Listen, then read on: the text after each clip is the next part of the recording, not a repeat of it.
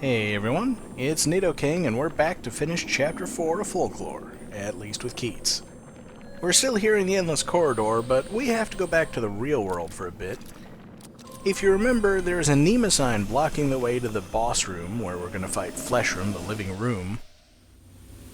And if you missed it in the quest video, when we stepped out before, O'Connell told us that everybody in town was gathered at the church.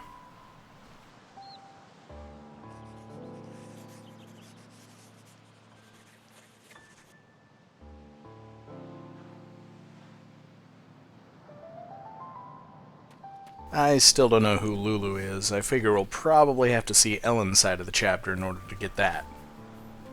But anyway, since everybody's at the church, whoever we need to talk to is clearly there.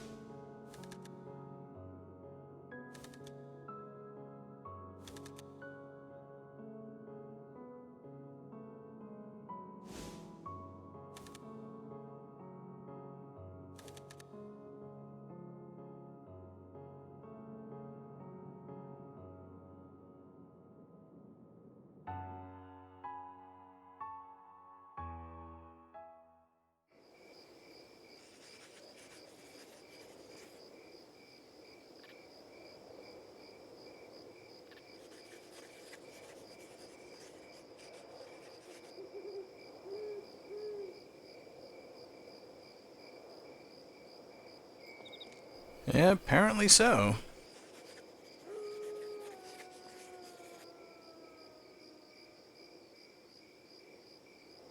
I'm pretty sure that we've just unlocked a plot event in Ellen's side of the chapter. But of course, that also allows Keats to progress, and we can finally move on and fight the Folklore. Which I know you've all been waiting for. And it's kind of the point of these final videos. Wanted to run back to Ellen's cabin and see if she's available.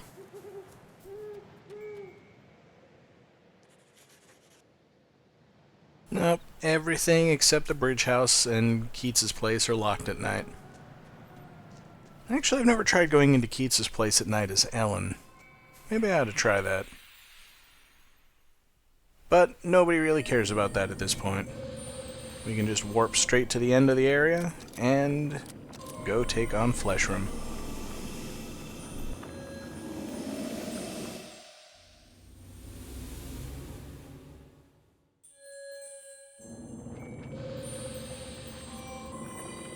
Guess we'll see if anybody's actually around who cares about the fact that the Mnemosyne is gone.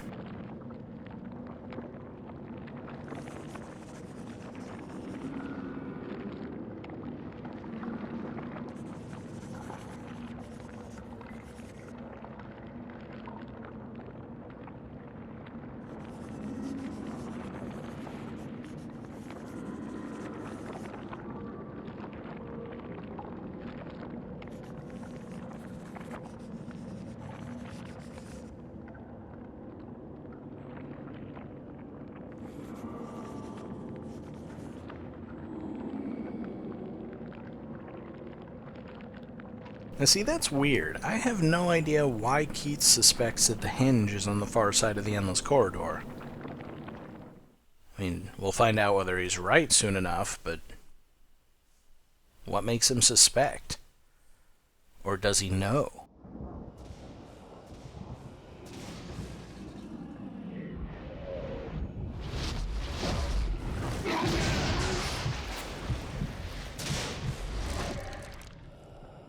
Anyway, that's just beautiful. And we got to set up our folk palette. The book told us that we're going to need an ice attack for the eyes. Anwen seems good for that. We're going to need a earth attack for the mouth in the middle, and the book suggested Habitrot. And it suggested Answerer for a slash attack, but I'm going to stick with Ogma. Yeah, it's done me pretty well so far. And there is something that came out and hit me, but I don't really know what it was. I don't think the room itself attacks me at this point. It's just going to throw a bunch of thrumping at me. And fortunately, they can be damaged by ice, so I don't have to pull out another attack to take care of them. And now all I need to do is do as much damage to the heart as I can. As usual, there's no health meter for bosses. Just gotta keep going until its id turns red. And of course that means it's going to take multiple cycles.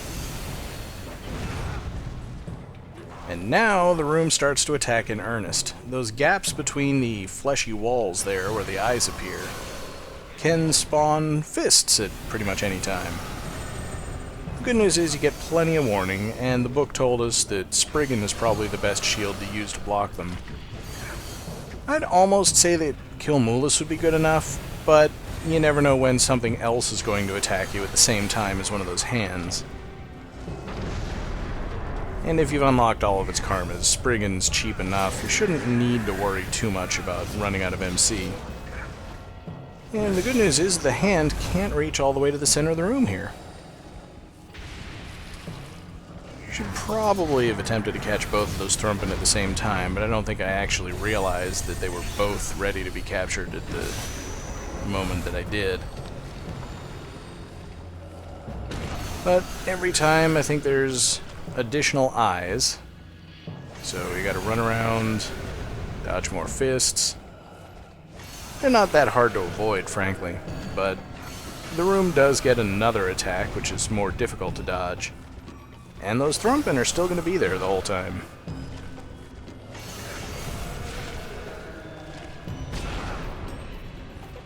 Yep, you saw that right. A giant Monty Python foot descends from the ceiling to crush you. And the deadly heart itself spits some kind of sticky goo, and then I get foot planted. But we're done, although I really want to clear out the Thrumpin just to make sure that it doesn't go after me while I'm doing the capture. And the room once again accommodatingly goes into beat mode first. And last. You're never gonna win that way.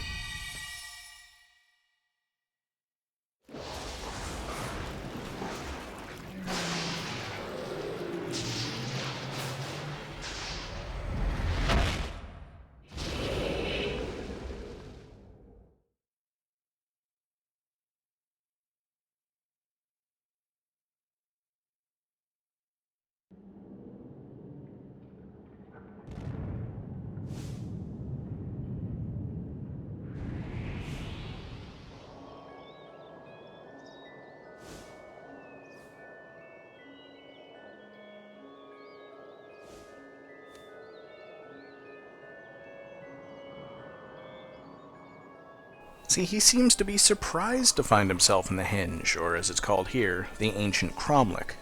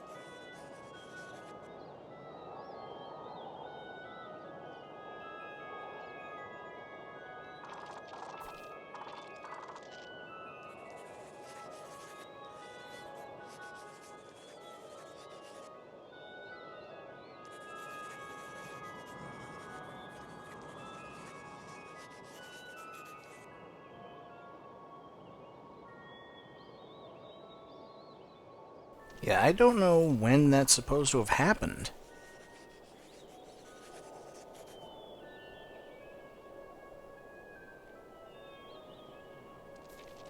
And interestingly enough, we've got talking Mnemosynes here.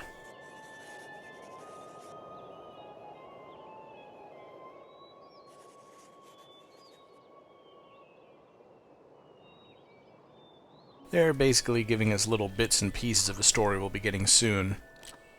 So I wanted to take a look at the amulet in my inventory, and yeah, it's turned into a silver medallion. It used to be brass. I think that just happens when you beat the Folklore, but I don't know why. We'll try offering something else, just to see. Yep, only the silver medallion's gonna do anything.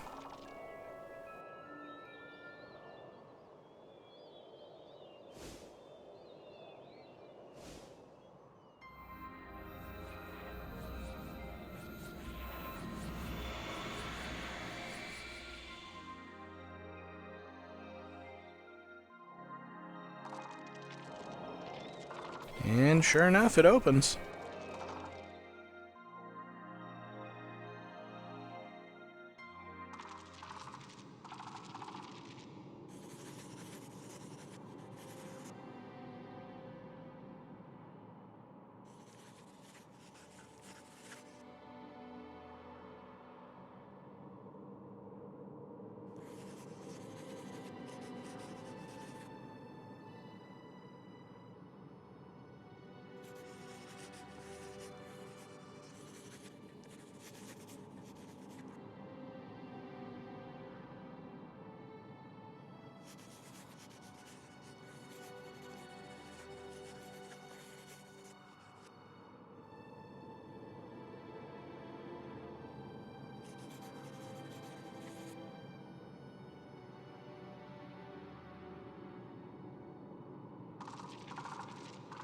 So that's what that Seal of Baral business was all about.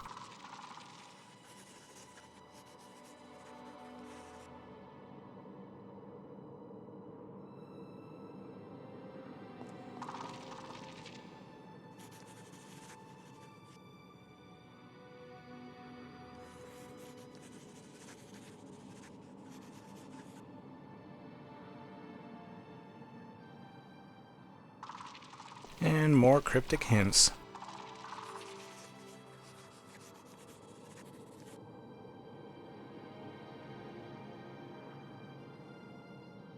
I don't know what role these guys play in all of this, frankly.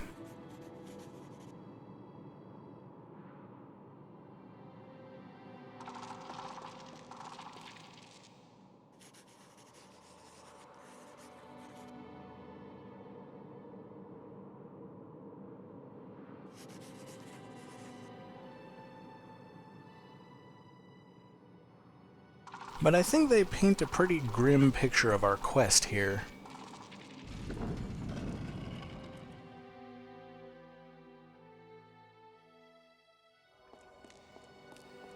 And this room looks pretty much like the one under the real-world hinge.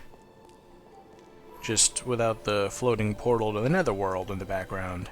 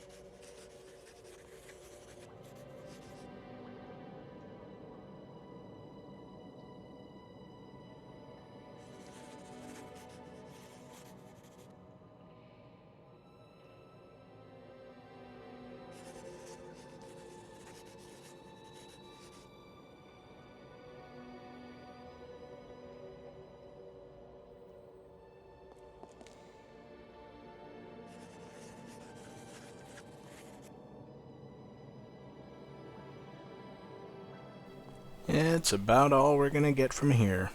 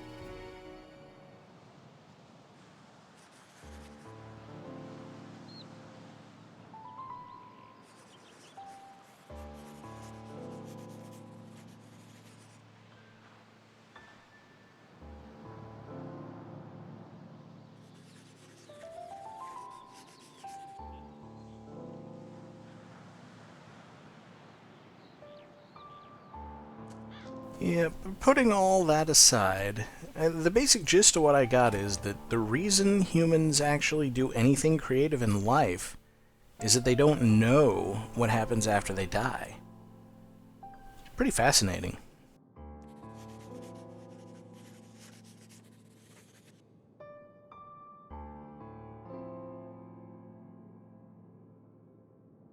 So wait, someone has already beaten us into the hinge? I hope it's the hag. I want to think of what would happen if anybody else could get in there. I mean, assuming the silver medallion is the key, we still have it.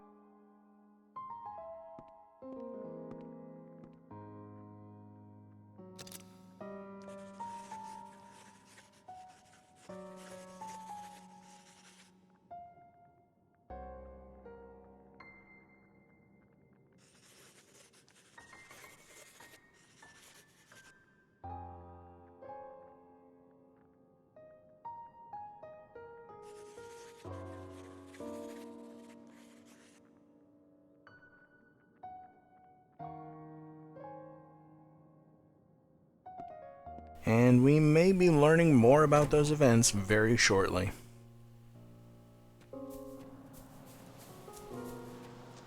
Again, kind of running low on people to talk to, but there are still a few.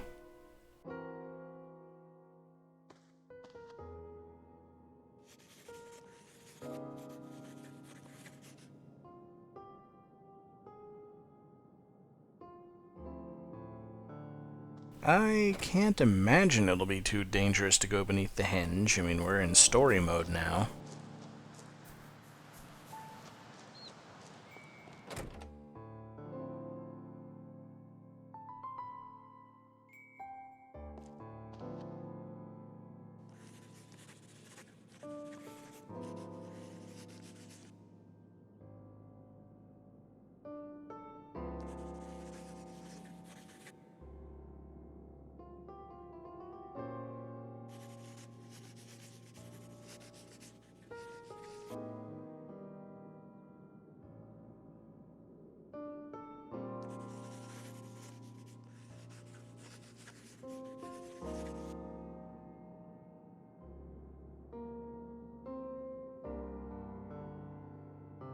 Alright, yeah, that's a good point. If it's where the hag is hiding out, then there must be at least one other way to get in.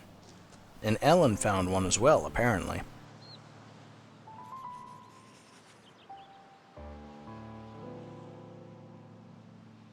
No, but I've seen this medallion.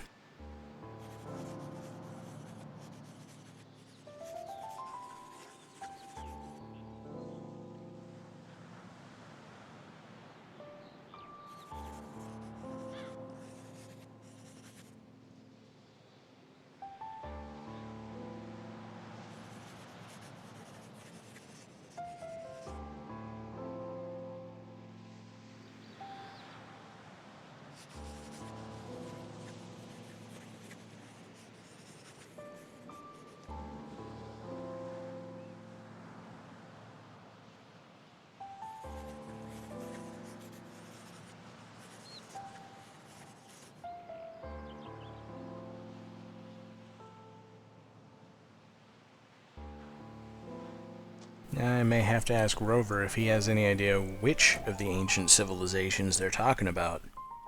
Or it could not be based on any of the ones he was describing before, the Tuatha Danann, the Fomorians, and so on. Guess Ellen's not in her cabin now, either. Alright, well, I wasn't really expecting all that much. You know, they're not going to give away too much of her story until we actually play it. But I've kind of run out of other things to do.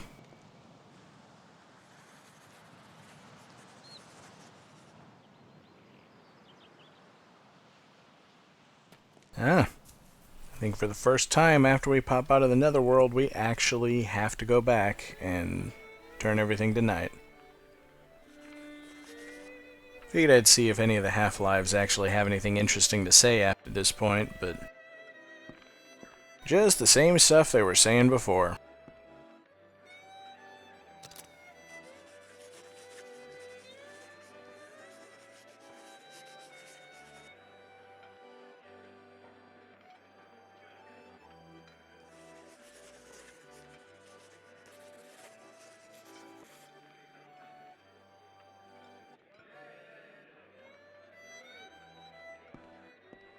Well, at least there's that, but I think we already had an idea that there was a divine sanctuary under the hinge.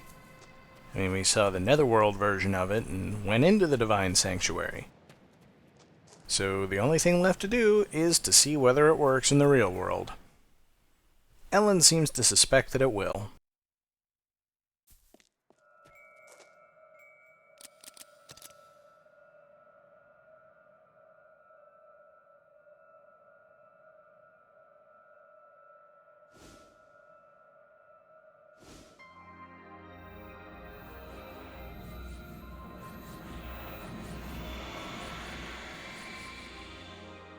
And indeed, it does. So this is the way to get into the underhinge when it's not Semaine. Which makes me wonder why it opens on Semaine night. And there must be something that causes that.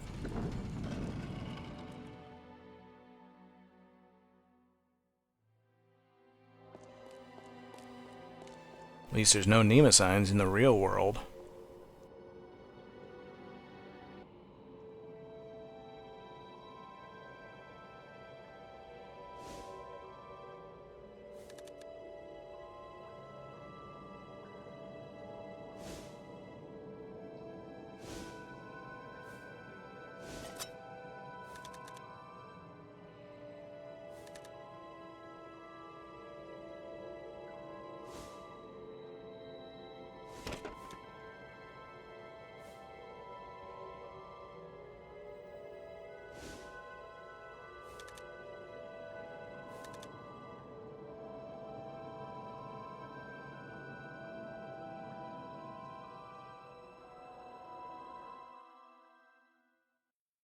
Well, that is going to be a question for the ages, isn't it?